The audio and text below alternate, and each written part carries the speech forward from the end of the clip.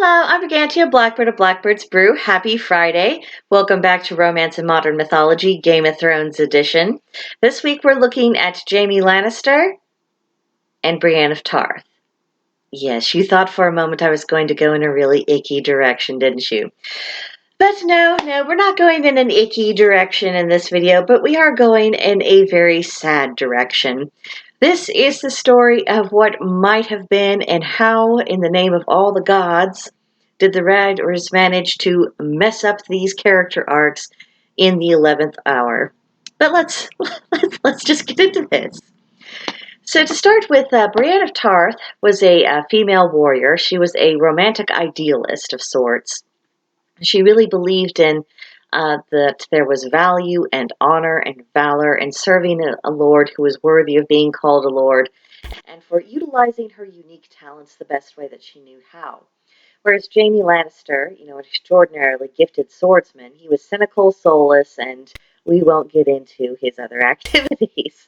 They're not relevant for this particular video. They first meet when Jaime is being held prisoner by the Starks, and Catelyn Stark tasked Brienne with delivering Amy to his family for the hope of getting her daughters in exchange because they were being held prisoner at the time.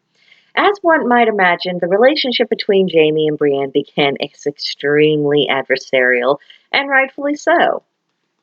However, on the journey back to the capital, both Jaime and Brienne end up helping each other out, saving each other's lives on multiple occasions. And when you go through severe trauma with someone, that does create a kind of bond of sorts. And especially as this trauma was not inflicted by each other, it was a result of other events that happened to them on the journey. It just, in a way, it bonded them. And by the time they're back to the capital, there is this forging of a kind of friendship, odd as though that may be. But you start seeing this.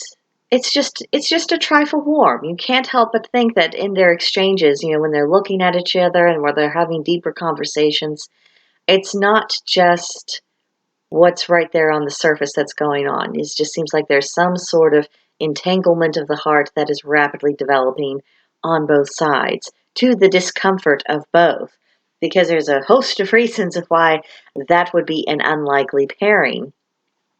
In fact, this is so much so that Jaime's sister Cersei, and I promise we're not getting into the icky stuff, she actually felt the need to patrol the borders when she saw Brienne. She detected that there was just something there. And if Cersei was worried about it, then I think we as the audience can be reasonably certain in our conclusions that there was indeed something there.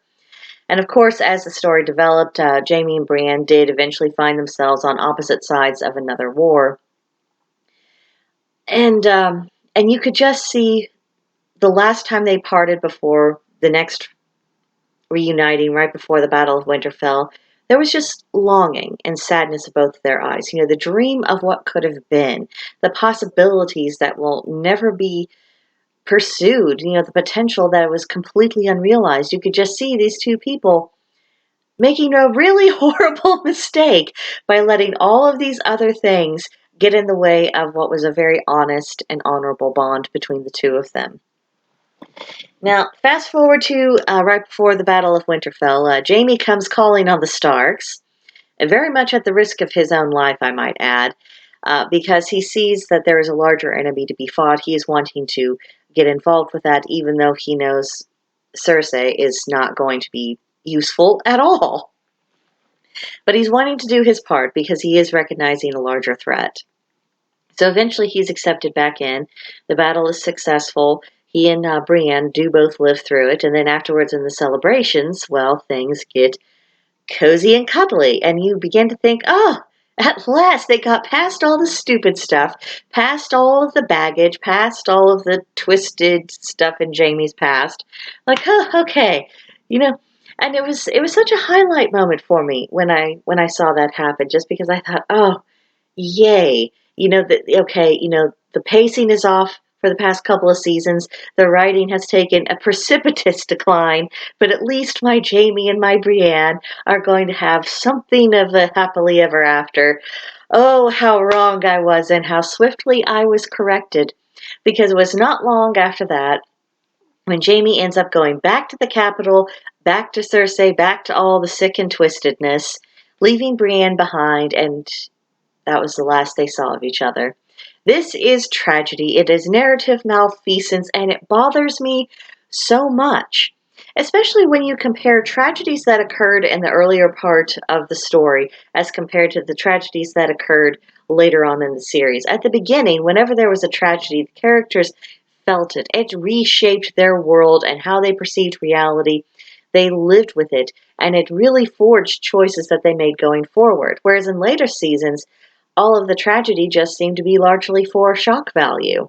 Or how much can, the writers hurt the audience today? It didn't really serve any greater narrative purpose. It didn't complete any character arcs. It didn't do anything at all for the plot.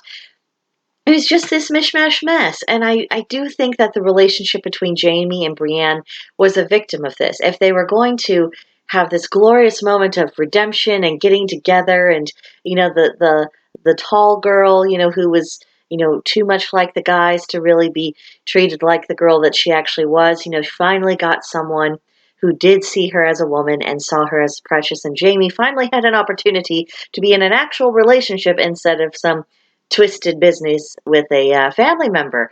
It just there was so much. This was good stuff. It really was. And if you were going to take us from that high only to crash us down, I think there would have been a lot better ways to do that. Yes, I am still bitter. I do not like bad writing. I do not like bad storytelling.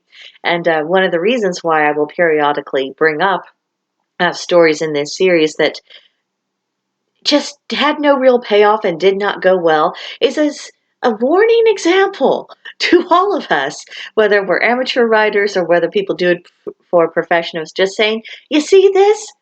That didn't work. It did not work at all. And here's all the reasons why. Because we can learn and we can grow. And of course, things can always be corrected by those who do fan fiction. But that is all I have to say about the very sad tragedy of Jaime Lannister and Brienne of Tarth, the couple that could have been. So next week we will be doing one last final couple from the Game of Thrones universe, so I hope you will come back for that.